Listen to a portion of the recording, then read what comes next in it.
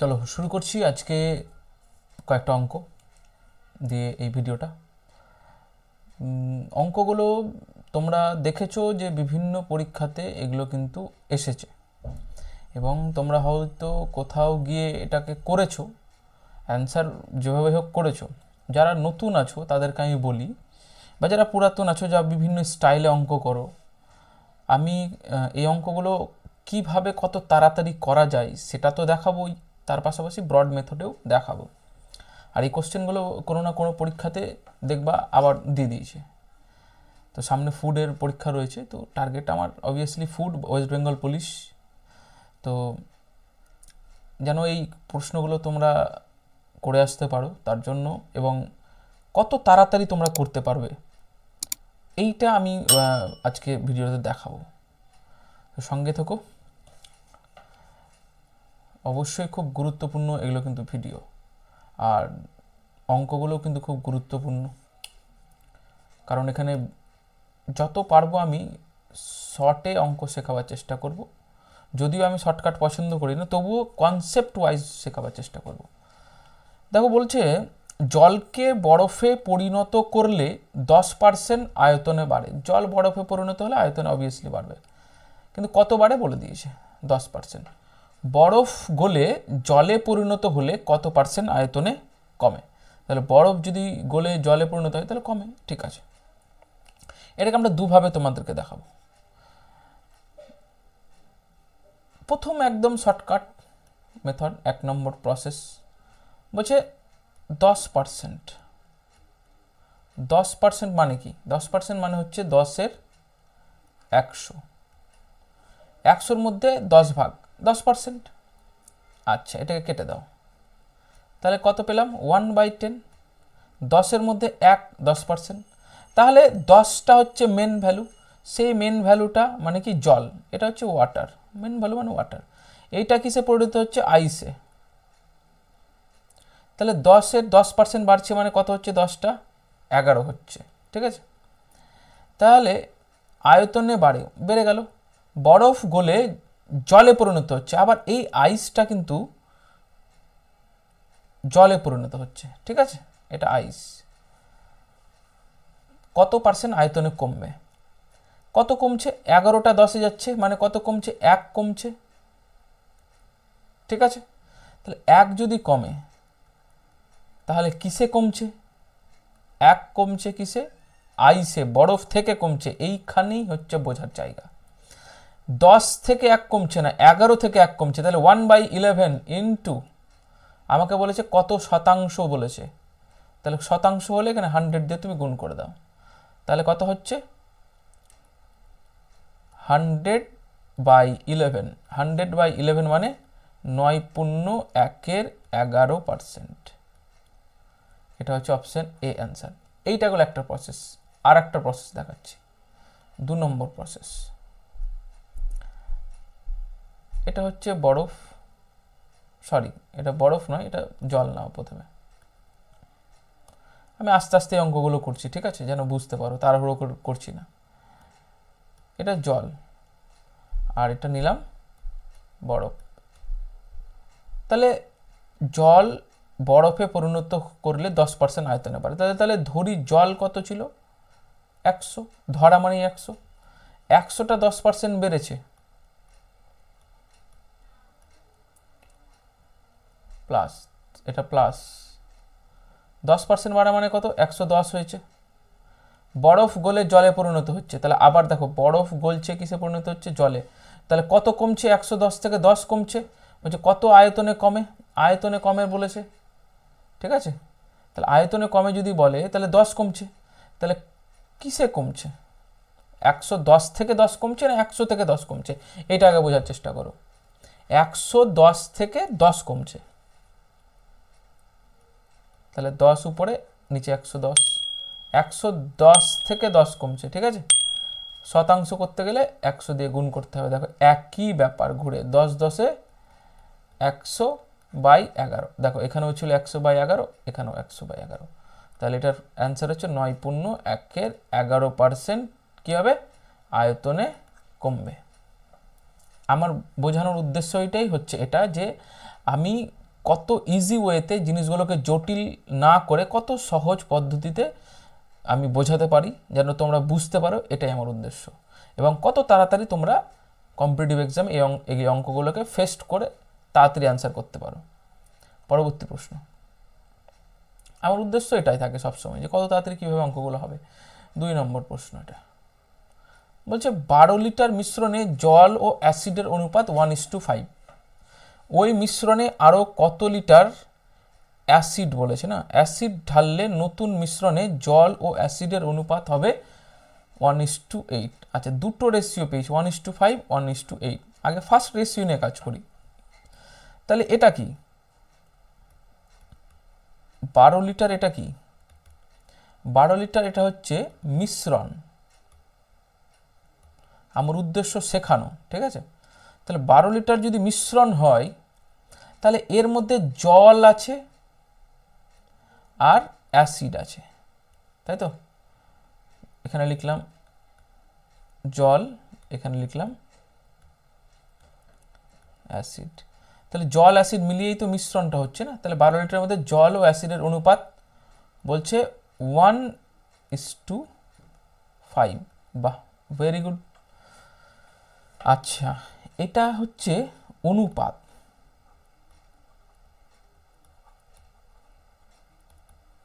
মাথায় থাকে যেন, এটা কিন্তু পরিমাণ নয়। এবার আসছি আমি পরিমাণে। 1:5 অনুপাতে যদি 12 লিটারকে ভাঙা হয় পরিমাণে, তাহলে কত আসবে? আসবে হচ্ছে 2:10। এটা কিন্তু পরিমাণ, মানে 12 লিটারের মধ্যে 2 লিটার আছে জল আর 10 লিটার আছে অ্যাসিড। বলে স্যার কি করে? দেখো কি করে, দেখো 2:10 মানে কত? 5 দুগুণে 10 মানে 1:5 এলো, 1:5, এই যে 1:5, ঠিক আছে। তাহলে এটা অনুপাত, এটা পরিমাণ। তাহলে 12 লিটারের মধ্যে 2 আর 10 হচ্ছে পরিমাণ জল আর অ্যাসিডের, ঠিক আছে। এবার বলছে ওই মিশ্রণে, তাহলে ওই মিশ্রণ মানে এই মিশ্রণে আর কত লিটার অ্যাসিড ঢাললে। আচ্ছা, ওকে, নতুন মিশ্রণে জল ও অ্যাসিডের অনুপাত 1:8 হবে। তাহলে আবার লিখো এখানে অনুপাত। অনুপাত কত হবে বলেছে? 1:8 হবে। এটা কিন্তু অনুপাত, ঠিক আছে, বুঝে গেলাম। আমাকে কি মিক্স করতে বলেছে? অ্যাসিড। আমাকে তো জল মিক্স করতে বলেনি। তাহলে জল যদি মিক্স করতে না বলে থাকে তাহলে জলের পরিমাণও সেম থাকবে। পরিমাণ দেখো, তাহলে পরিমাণ কত হবে? এই জল যদি আমাকে মিক্স করতে না বলে তাহলে জল সেম থাকবে। জল সেম মানে কি 2, এটা কিন্তু পরিমাণ। তাহলে দেখো এই 1 অনুপাতটা হয়ে যাচ্ছে পরিমাণে 2, অনুপাত 1 কিন্তু 2 হচ্ছে। তাহলে 1 অনুপাত যদি 2 হয় তাহলে এখানে ইউনিট কত? 2 ইউনিট বাড়ছে, তাই তো। একটা 2 হচ্ছে মানে 2 গুণ বাড়ছে, তো 2 গুণ ইন্টু 2 যদি করি তাহলে 2 1 2 হচ্ছে। তাহলে আমাকেও এটাকে ইন্টু 2 করতে হবে, 8 দুগুণই 16 বাড়লো। এবার বলছে এইটা কখন হলো? যখন আমি জলটাকে সেম করলাম, কারণ আমাকে অ্যাসিড মেশাতে বলেছে। তো জল যদি সেম করতে হয় তাহলে অনুপাতকে আমাকে 2 দিয়ে গুণ করে পরিমাণটাকে সমান রাখতে হবে। এই পরিমাণ আর এই পরিমাণকে আমাকে ইকুয়াল রাখতে হবে, বোঝা গেল তো। তাহলে যদি আমি ইকুয়াল রাখতে যাই তাহলে আমাকে অ্যাসিডকেও ইকুয়াল করতে হবে। তাহলে অ্যাসিডকে ইকুয়াল করতে গেলে আমি যে এখানে 2 দিয়ে গুণ করেছি তাহলে একেও আমাকে কিন্তু সেম 2 দিয়ে গুণ করতে হবে, তাহলে 16। তাহলে দেখো এখানে অ্যাসিডের পরিমাণ প্রথমে ছিল 10, তারপরে হয়ে গেল 16। তাহলে কত বাড়লো? 10 থেকে 16 হলো মানে 6 বাড়লো, ঠিক আছে। তাহলে নতুন মিশ্রণে জল ও অ্যাসিডের অনুপাত 1:8 হবে কখন? ওই মিশ্রণে আর কত লিটার অ্যাসিড মিশালে।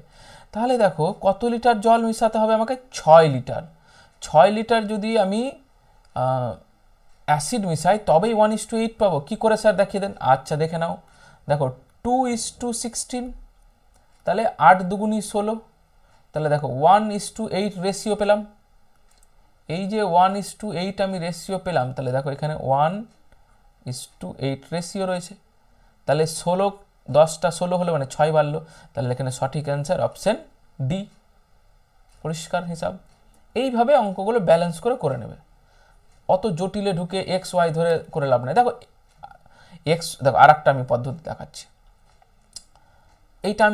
এটা যদি হয়ে যায়, দেখো আমি এখানে একটা পদ্ধতি দেখিয়ে দিচ্ছি, এইখানে ছোট্ট করে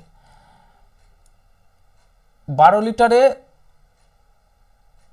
জল ছিল 2 লিটার, 2 লিখলাম বাই, তাহলে অ্যাসিড কত 10 প্লাস আমাকে কি বলেছে আর কত লিটার অ্যাসিড ঢাললে, তাহলে কত লিটার আমি জানি না, তাহলে এক্স নিলাম ইজ ইকুয়াল টু নতুন মিশ্রণে জল ও অ্যাসিডের অনুপাত হবে 1:8। ভেরি গুড, তাহলে 1:8 হবে। যখন আমি এই অ্যাসিডটা মিশাবো এক্স লিটার, ঠিক আছে, ধরি এক্স লিটার অ্যাসিড মেশাতে হবে, ঠিক আছে, আচ্ছা লিখে দিই এখানে মেশাতে হবে। তাহলে এক্স লিটার যদি আমাকে অ্যাসিড মেশাতে হয় তবেই না 1:8 হবে। তাহলে এটাকে ক্যালকুলেট করো, 8 দুগুণি 16 আর হচ্ছে 10 প্লাস এক্স, তাহলে এক্সের ভ্যালু 16 থেকে 10 বাদ গেলে 6 লিটার। একইভাবে এই প্রসেসও তুমি করতে পারো, কিন্তু দেখো রেশিও মেথডটা হচ্ছে যার মাথায় একবার ঢুকে যাবে সে ফার্স্ট অঙ্ক করতে পারবে, ঠিক আছে, আর এটা হচ্ছে ট্র্যাডিশনাল মেথড, এইভাবে তুমি কিন্তু করতে পারো। 3 নম্বর বলছে আচ্ছা 3 নম্বর প্রশ্ন, এক সেকেন্ড এটা চেঞ্জ করি, বিরক্ত লাগছে একই সে কাজ করতে। 3 নম্বর বলছে যদি এম ও এন দুটি এমন অখণ্ড সংখ্যা যে এম এর power N, M to the power N and 121, comma তবে M minus N to the power N plus 1 is equal to কত?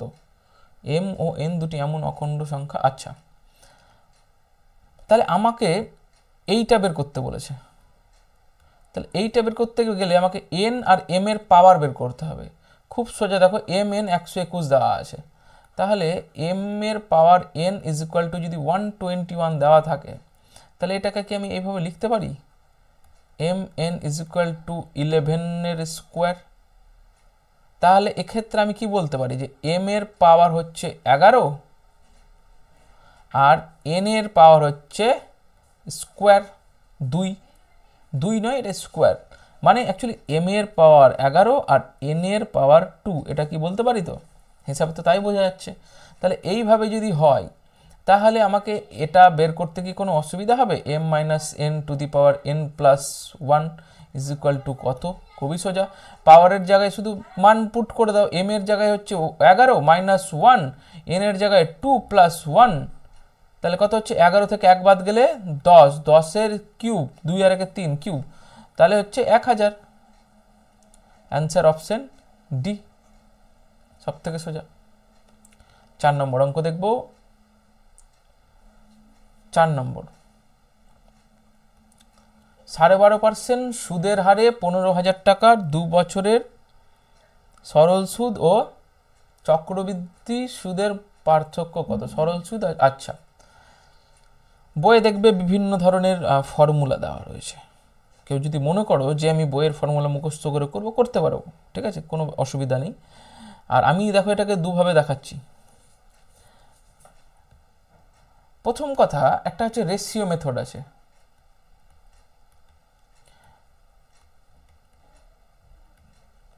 যদি বলে 2 বছরের সরল সুদ ও চক্রবৃদ্ধি সুদের পার্থক্য কত, আচ্ছা ওটা বাদ দাও। 2 বছরের যদি বলা হয় যে সরল সুদ বা জটিল সুদ বের করে দেখো, তাহলে একটা রেশিও মেথড হচ্ছে 2:1, 2:1, যেখানে তোমার প্রথমটা হবে সরল সুদ মানে সিম্পল ইন্টারেস্ট, আর তারপরেরটা হবে সিআই মানে কম্পাউন্ড ইন্টারেস্ট, মানে এই 2 রিপ্রেজেন্ট করবে সিম্পল ইন্টারেস্টকে আর 1 রিপ্রেজেন্ট করবে কম্পাউন্ড ইন্টারেস্টকে। কি করে স্যার? দেখো 15,000 টাকার 12.5%, তাহলে আগে 15,000 টাকার 12.5% বের করো, মানে 25 2 ইন্টু 100, 3টে শূন্য কেটে দাও, এখানে 3টে, ও হো কাটবে না, 3টে শূন্য, সরি,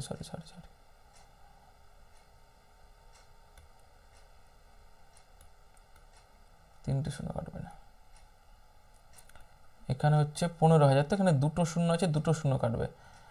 আচ্ছা 2 দিয়ে করো 150কে 75, আচ্ছা 75কে যদি তুমি 25 দিয়ে গুণ করো কত হচ্ছে করে দেখে নিই একটু, দাঁড়াও। 5 হাতে গেলে 2, 5 2 37, 375 আর 75 দুগুণি 150, 5 7 8 1875। তাহলে এই যে তোমার 15,000 টাকার 12.5% সুদে 1 বছরের আমি সুদ কত পেলাম? এই 1875টা কি 1 ইয়ারের সিম্পল ইন্টারেস্ট, সরল সুদ। তাহলে এই ঠিক এই 2-এর নিচে লিখবো 1875।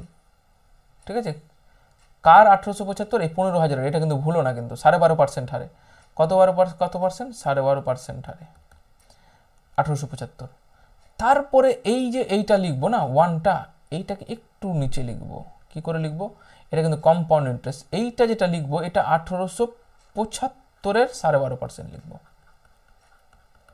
তাহলে 1875-এর যদি 12.5% করতে যাই কত হচ্ছে?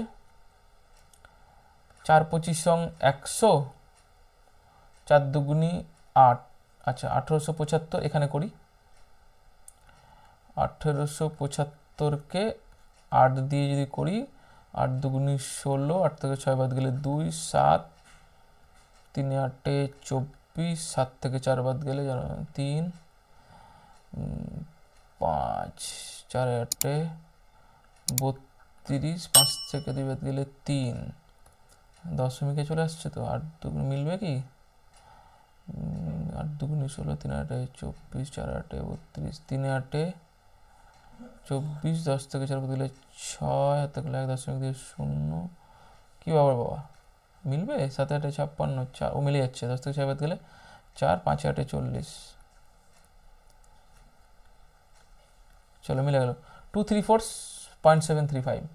তাহলে দেখো এখানে হচ্ছে 234.375। এটা হচ্ছে কম্পাউন্ড ইন্টারেস্ট। তোমাকে কি চেয়েছে? 2 বছরের সরল সুদ ও চক্রবৃদ্ধি সুদের পার্থক্য কত। এটা হচ্ছে প্রথম বছর, ঠিক আছে, সরি ভুল বলছি, প্রথম বছর না, এটা হচ্ছে 2 বছরের। এটা হচ্ছে 2 ইয়ারের রেশিও মেথড। এটা হচ্ছে প্রথম, এটা হচ্ছে দ্বিতীয় বছর, ঠিক আছে। তো 1875 প্রথম বছর লাগলো সুদ, দ্বিতীয় বছর কত লাগবে? 1875-এর আবার 12.5%, 234.375। এইবার বলেছে সরল সুদ ও চক্রবৃদ্ধি সুদের পার্থক্য কত। দেখো 1 সেকেন্ড একটু উঠিয়ে নিচ্ছি। 1875-কে যদি আমি 2 দিয়ে গুণ করি এই সুদটাকে, ঠিক আছে, এটা কিন্তু আমি 2 বছরের বের করছি, মাথায় রাখবে। তাহলে কত হচ্ছে? ডবল, 5 0 হাতে গেলো 1, 5 হাতে গেলো 1, 7 হাতে গেলো 1, 3750 প্লাস 234-কে যদি 1 দিয়ে গুণ করি তাহলে 234.375। তাহলে 2 বছরের সরল সুদ হচ্ছে 3750 টাকা, আর জটিল সুদ হচ্ছে 234.75 টাকা, 375, ঠিক আছে। তাহলে বলেছে সরল সুদ ও চক্রবৃদ্ধি সুদের মানে পার্থক্য কত। তাহলে এইটা কি বেরালো? 3750 টাকাটা তো এটা সরল সুদ, আর এটা কি বেরালো? জটিল সুদ। তাহলে এই দুটোকে যদি যোগ করে দিই তাহলে সরল সুদ আর জটিল সুদ পেয়ে যাব। তাহলে সুদের পার্থক্য কত? আলটিমেটলি এটাই তো পার্থক্য না। এটা হচ্ছে সিম্পল ইন্টারেস্ট, এটা জটিল। দুটোকে যোগ করলাম, বা এটা থেকে এটা যদি তোমার 3750 আর 234.375, তাহলে এটার পার্থক্য কত? আচ্ছা আমি 1 সেকেন্ড, এখানে যদি বুঝতে না পারো আরেক জায়গায় আছে। 1 সেকেন্ড, এখানেও তোমাদের বুঝতে অসুবিধা হচ্ছে, আমি বুঝতে পারছি। দেখো এটা আমি মিটিয়ে দিলাম। হ্যাঁ, এটা ওইভাবে লিখেছি তো ওই জন্য বুঝতে অসুবিধা হয়তো তোমাদের হতে পারে। দেখো এটাকে যদি আমি এখানে লিখি না, এটাকে 2 বছর, তো এই দেখো 2 বছরের হচ্ছে কত পেলাম? 3750 টাকা। আর এটা কত পেয়েছি? 234.375 বলেছে সরল সুদ আর চক্রবৃদ্ধি সুদের পার্থক্য কত। তাহলে এটা হচ্ছে সিম্পল ইন্টারেস্ট আর এটা হচ্ছে কম্পাউন্ড ইন্টারেস্ট। তাহলে এই সিম্পল ইন্টারেস্ট আর কম্পাউন্ড ইন্টারেস্টের মধ্যে পার্থক্য কত? তাহলে এটা 234.375, এটাই পার্থক্য। তাহলে এটার অ্যান্সার হচ্ছে অপশন এ। কারণ হচ্ছে প্রথম বছর এটা 2 বছরের, এটা প্রথম বছর, এটা দ্বিতীয় বছর, 3750-এর মধ্যে কি ঢুকে আছে? 1875 প্লাস 1875, মানে এটা তুমি প্রথম বছর দিলা সরল সুদ 15,000 টাকার, দ্বিতীয় বছর তুমি সরল সুদ দিলা 1875 টাকার, ঠিক আছে? তাহলে 3750 তুমি 2 বছর দিলা, কিন্তু এই 1875-এর এই 234.375 টাকা এটা হচ্ছে জটিল সুদ, এটা তুমি দ্বিতীয় বছর পে করবা। এটাই আমি বোঝাচ্ছিলাম এখানে 3750 আর 234.375, ঠিক আছে? তাহলে এটা হচ্ছে এটার পার্থক্য। আর না হলে তুমি যদি মনে করো ব্রড প্রসেসে করবা, করতে পারো। আচ্ছা, এটাকে আমি মিটিয়ে দিলাম, আর একটা ওয়েতে দেখাচ্ছি আমি। দেখো, এটা তো রেশিও মেথড।